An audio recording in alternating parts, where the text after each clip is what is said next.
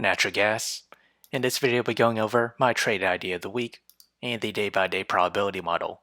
So let's start off with the technical analysis on the 1 hour chart. We remain in negative MACD. We're now below the 200 moving average, this green line, and that is at a price of $4.60. With the 4 hour chart, we're dipping into negative MACD territory. As we extend that further to the daily chart, we still remain in positive MACD, but we're seeing signs of a diverge.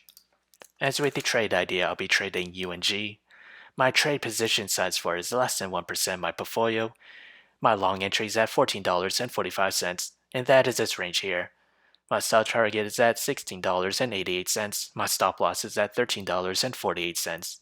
However, if I were to open a short position, my entry is at $17.19, and that is its range here. My stop target for it is at $15.52, and my stop loss is at $17.52.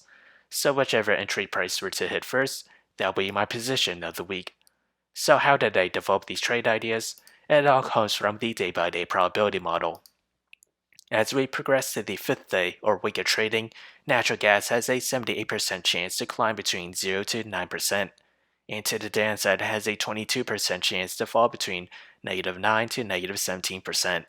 So if you enjoyed this content, feel free to like, comment, subscribe, and thank you for watching.